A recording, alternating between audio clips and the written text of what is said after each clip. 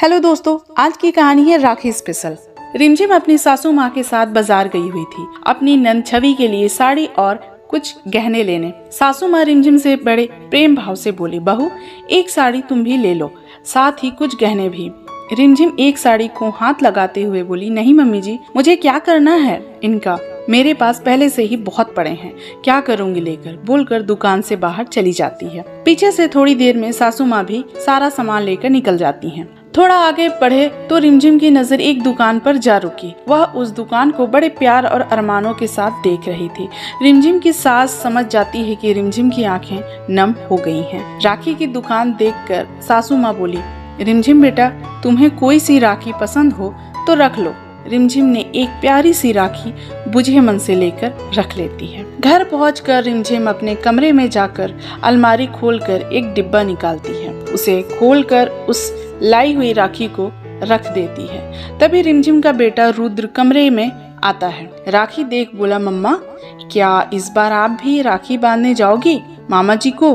रिमझिम बोली, नहीं बेटा। रुद्र बोला, जब नहीं जाना तो आप राखी खरीद कर क्यों लाती हो, बोलकर बाहर चला जाता है। रिमझिम को वह दिन याद आती है कि कैसे रिमझिम के मम्मी पापा के निधन के बाद उसके भाई रजत ने ही रिमझिम की जिम्मेदारी उठाई, जो कि उसकी भाभी आरती को पसंद नहीं थी। जैसे तैसे रजत ने रिमझिम की शादी अपना घर गिरवी रख कर करता है, जो बात आरती को बिल्कुल पसंद नहीं थी। रिमझिम की शादी के कुछ दिनों बाद ही घर का कर्ज अदा नहीं होने पर घर नीलाम हो गया और आरती और रजत को आरती के मायके जाकर रहना पड़ा।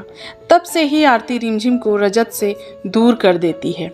राखी के दिन भी न रिमझिम को अपने घर बुलाती, न ही रजत को रिमझिम के घर जाने देती है। रजत भी अपनी पत्नी के एहसानों के आगे चुप हो जाता है।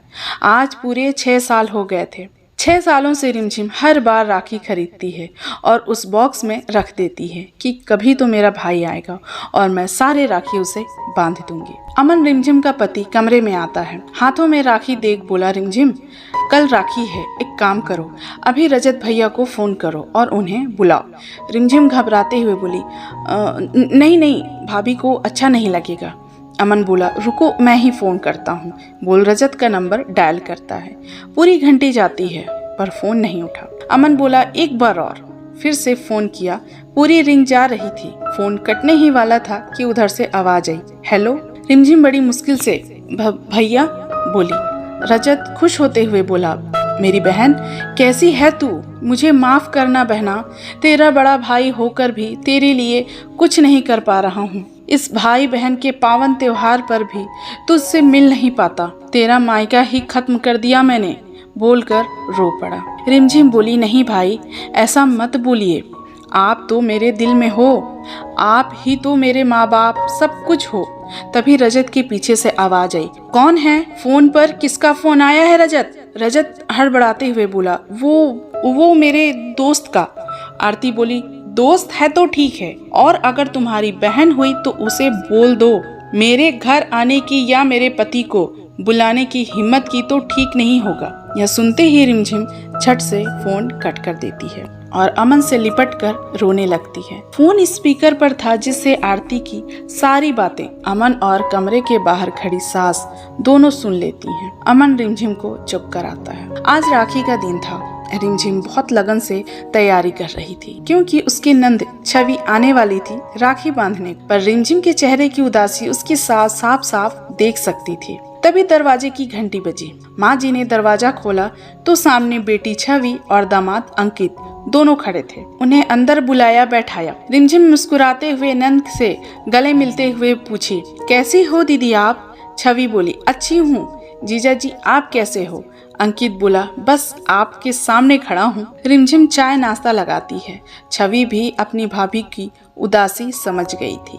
अमन आया और छवि ने आरती कर अमन को राखी बांधी। छवि के माँ ने जो गहने और कपड़े लिए थे वो छवि को दिए। अमन ने भी अपनी तरफ से एक प्यारा सा गले का सेट और कुछ पैसे दिए। अंकित बोला, अमन भैया आप बुरा न मानो तो एक बात बोलना चाहता हूँ। अमन बोला, बोलिए ना जीजा जी। अंकित बोला, मेरी कोई बहन नहीं है, आज तक सभी को राखी बांधते देखा है, कभी बंधवाई नहीं है, मेरी कोई बहन नहीं है ना।